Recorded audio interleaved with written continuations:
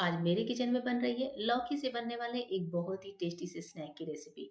इस रेसिपी को आप ब्रेकफास्ट में बनाइए, घर पे कोई मेहमान आए तब बनाइए, या फिर बच्चों को बना कर दीजिए। बहुत ही हेल्दी और बहुत ही टेस्टी रेसिपी है। जब भी चाहिए बनाइए और एकदम से कम समय में बन जाएगी ये लौकी की बहुत ही टेस्टी सी रेसिपी। चलिए हम भी बनाना शुरू करते हैं और देखते हैं कि इस रेसिपी को कैसे बनाते हैं।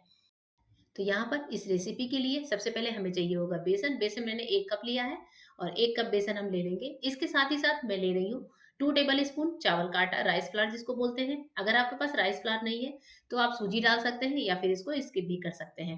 अब इसके बाद से मैं ले रही हूँ 1/4 कप दही। ये फ्रेश दही है, ध्यान रखें कि दही हमें खट्टी नहीं यूज करनी है, फ्रेश दही ले ली है। और अब इसके बाद से जो है हमें चाहिए होगा एक विस्कर, और विस्कर से या फिर किसी स्पून से आप दही को बेसन में एक बार हल्का सा मिक्स कर लें।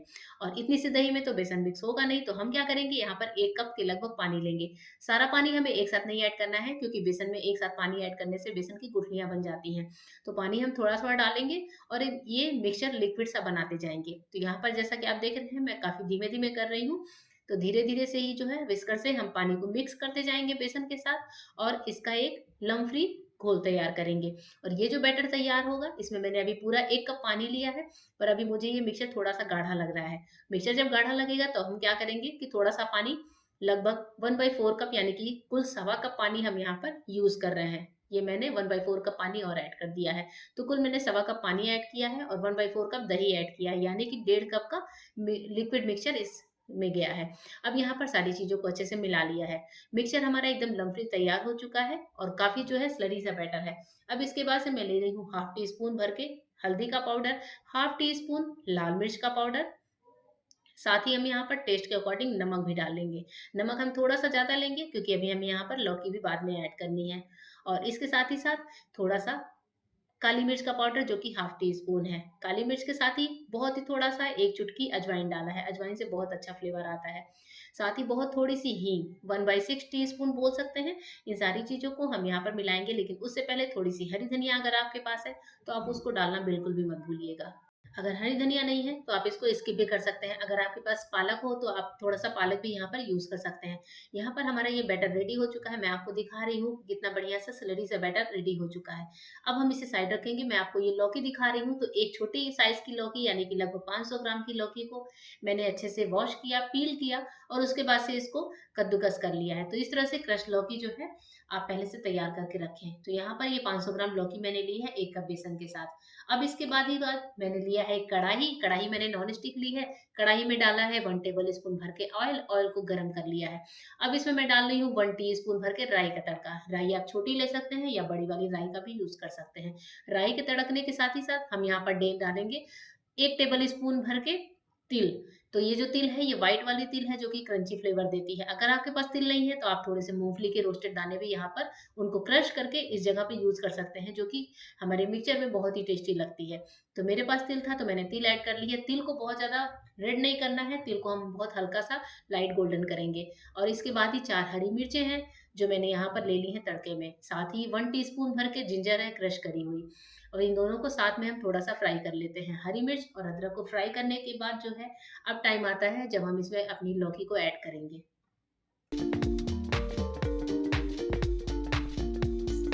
और लौकी को डालते समय ध्यान रखें कि लौकी में पानी नहीं होना चाहिए। मैंने लौकी को क्रश करके फ्रिज में डाल दिया था जिससे इसमें पानी बिल्कुल नहीं है। आप चाहें तो स्क्वीज़ करके फिर लौकी को यहाँ पर ऐड करें। लौकी को हम तड़के में मिक्स करेंगे और लौकी को हम क्या करेंगे कि थोड़ा-सा इसको कुक करेंगे। लौकी हमारी जो है थोड़ी-सी कुक होनी चाहिए, तो इसको हम 2 मिनट मीडियम फ्लेम पर छोड़ देते हैं, इस तरह से बर्तन में ही फैलाकर। ध्यान रखें कि हमें ढक्कन नहीं लगाना है, क्योंकि ढक्कन लगाते ही लौकी जो है पानी ऊज़ आउट करने लगेगा, इसलिए लौकी को खुला ही हम फ्राई करेंगे। लौकी हमारी जो है फ्राई होते हुए 1 मिनट हो गया है। मैं इसको वापस चेक कर रही हूँ, कहीं ये बर्तन में लग तो नहीं रही है, क्योंकि क्रश लौकी होती है तो जल्दी से लग जाती है।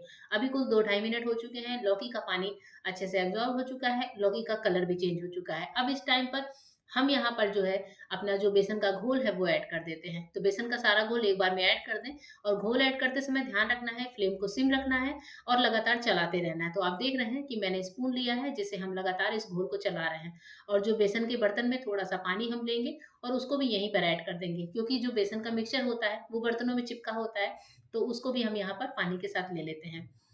तो बहुत थोड़ा-सा पानी, लगभग सवा कप पानी मैंने बेसन के बर्तन में डाला और उसको भी यहाँ पर ले लिया है। अब हम क्या करेंगे कि इसको लगातार चलाते रहेंगे। फ्लेम को मैंने थोड़ा-सा तेज़ किया है, यानी कि मीडियम कर लिया है। मीडियम फ्लेम पर लगातार चलाते हुए जब हम पकाते हैं, तो बेसन का जो बैटर होता है दोस्तों, वो थोड़ा-थोड़ा, हल्का-हल्का सा गाढ़ा होना शुरू हो जाता है। और जैसे ही बेसन हमारा गाढ़ा होना शुरू होगा, वो क्या होगा कि बर्तन की तली में चिपकने लगेगा और उसकी गुठलियाँ सी बनने लगेंगी। इस टाइम पर आपको ध्यान देना है कि आपको मिश्रण को बिल्कुल भी छोड़ना नहीं है, इसको लगातार चलाते हुए पकाना है। तो आप देख रहे हैं कि जब मैं बेसन को इस तरह से पलट रही हूँ, तो कहीं-कहीं गाढ़ा दिख रहा है। इसलिए इसको लगातार चलाते रहना ज़रूरी है। अभी इस बेसन को पकते हुए 1.5 से 2 मिनट हुए हैं मीडियम फ्लेम पर, और अभी आप देख रहे हैं कि ये गाढ़ा होना शुरू हो चुका है। अब इसके बाद से जो है बहुत ज़्यादा टाइम नहीं लगता, 2 मिनट के अंदर ही हमारा ये मिक्सचर पककर रेडी हो जाता है। तो कुल आपको 4 से 5 मिनट चाहिए मीडियम फ्लेम पर, जब आपको इतना बैटर को रेडी करने में टाइम लगेगा। अगर आप बिना लौकी के कटलेट बना रहे हैं, या फिर आपने सिर्फ पालक डाली है, या फिर आपने कुछ भी नहीं डाला है, तो आपको बेसन को पकाने में इससे कम टाइम लगेगा। चूँकि हम यहाँ पर लौकी का बना रहे हैं और लौकी से थोड़ा-सा पानी ओज़ आउट होता है, इसलिए यहाँ पर मिक्सचर हमारा थोड़ा-सा गीला है। और अभी आप देख रहे हैं, बातें करते-करते मिक्सचर हमारा कैसा ड्राई हो गया है। कुल मैंने इसे 4 से साढ़े 4 मिनट इसको पका लिया है। इसे मैं आधा मिनट और छोड़ूँगी, और अब हम यहाँ पर स्पून से चलाना छोड़ सकते हैं, क्योंकि अब ये लगता नहीं है। जब ये गाढ़ा होने लगता है, तो बस इसमें थोड़े बबल्स बनने लगते हैं, और बस हमारा घोल देखिए बनकर तैयार है। जब इस तरह से मिक्सचर ये छोड़ने लगे, तो समझिए कि घोल बनकर रेडी हो चुका है। हम इसे यहाँ छोड़ते हैं, और मैं आपको दिखाती हूँ एक थाली, या फिर कोई सा भी बर्तन आप ले सकते हैं। मैंने यहाँ पर एक सिंपल सी थाली ली है और इसको ऑयल से ग्रीस कर लिया है।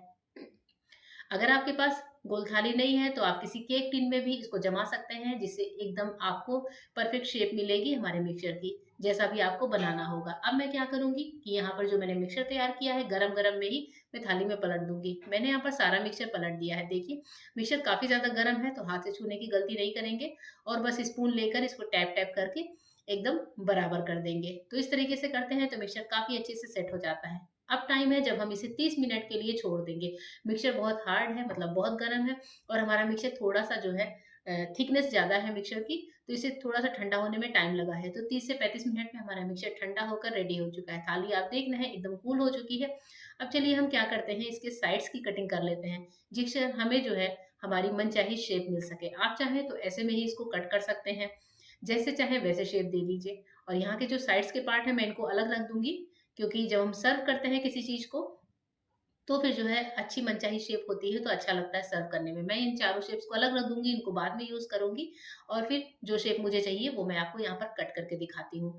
तो मैं जो मुझे चाहिए लंबे फिंगर्स वाले शेप, तो इसके लिए मैं पतले-पतले पहले फिंगर्स में इनको कट कर लेती हूँ।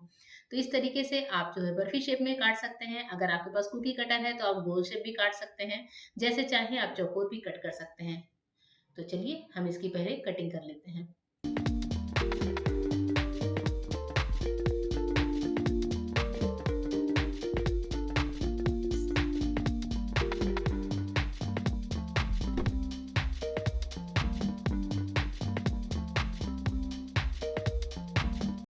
हमारे यहाँ पर फिंगर शेप की सारी बड़ियाँ, या फिर इनको कटलेट भी बोल सकते हैं, वो कट कर तैयार हैं। और इधर मैंने एक पैन लिया है, पैन मैंने नॉन स्टिक का लिया है। नॉन स्टिक का बर्तन हो तो ज़्यादा अच्छा है, या फिर आप लोहे का भी बर्तन यूज़ कर सकते हैं। बहुत थोड़ा सा ऑयल डाला है, लगभग 2 टेबल स्पून। ऑयल हमें कम लेना है, हम यहाँ पर इसको शैलो फ्राई करेंगे। ऑयल जब गर्म हो जाए, तब हम यहाँ पर अपनी लौकी की बड़ियाँ जो है इसमें डाल देंगे। और यहाँ पर गरम तेल में बड़ियों को डालते समय ध्यान रखना है कि बड़ी को हमें साथ-साथ एकदम नहीं रखना है, थोड़ी-सी स्पेस देनी है, जिससे कि बीच में वो आपस में चिपके नहीं। और एक-एक बड़ी को उठाते हुए जो है हम यहाँ पर इसको डाल देंगे। और यहाँ पर चूँकि मैंने इसकी थिकनेस ज़्यादा रखी है, तो मैं क्या करूँगी, इसके चारों साइड को अच्छे से फ्राई करूँगी। अगर आपने इसकी थिकनेस कम रखी है, यानी कि पतली बर्फी की तरह बनाई है, तो आप इसे सिर्फ़ 2 साइड से फ्राई कर सकते हैं। और इसे मैं छोड़ती हूँ 1 मिनट के लिए मीडियम फ्लेम पर। ध्यान रखिए फ्लेम को बहुत सिम नहीं करना है, मीडियम फ्लेम पर हम इसे फ्राई करेंगे तो ये क्रिस्पी बनेंगे। और ज़्यादा सिम फ्लेम पे करने से ये ऑयल पी जाएँगे और उतने क्रिस्पी भी नहीं बनेंगे। तो यहाँ पर मीडियम फ्लेम पर मैंने इसे 1 मिनट के बाद अब टर्न करना शुरू कर दिया है। देखिए, मैं इसे किसी भी साइड से टर्न कर दे रही हूँ, क्योंकि मुझे तो इसके चारों साइड सेकने हैं। आप चाहें तो सिर्फ़ 2 साइड भी सेक सकते हैं। तो मैं क्या करूँगी कि जब इसके दोनों साइड सिक गया, तो मैं तीसरी साइड से इसको टर्न कर दूँगी, और इस तरह से कुल 3 से 4 मिनट में हमारी बड़ियाँ चारों ओर से सिक कर रेडी हो जाती हैं।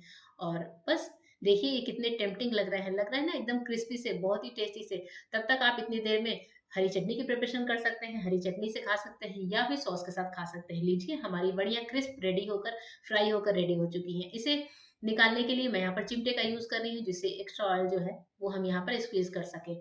और चिमटे से हम एक-एक बड़ी को निकालते जाएँगे, प्लेट में लगाते जाएँगे। गरमा-गरम बड़ियाँ ही सर्व करिएगा, ठंडी करके सर्व करते हैं तो इनका क्रिस्पीनेस खत्म हो जाता है। यहाँ पर सेकंड राउंड की बड़ियाँ मैंने डाल दी हैं और फर्स्ट राउंड की बड़ियाँ ये तैयार हैं। तो मैंने यहाँ पर 2 राउंड बड़ियों को सेका है, फ्राई किया है। देखिए सॉस के साथ मैंने इनको सर्व किया है और कितनी ज़्यादा टेस्टी लग रही हैं। ऐसा लग रहा है ना कि उठाए कर मिले तो बस आप खा ही लें।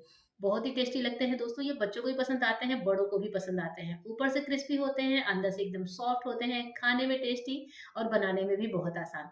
तो दोस्तों रेसिपी तो अच्छी लगी होगी, रेसिपी अच्छी लगी हो तो चैनल को सब्सक्राइब करिएगा, वीडियो को लाइक करिएगा। फिर मिलती हूँ अपने नए रेसिपी वीडियो में, तब तक के लिए गुड बाय, थैंक यू।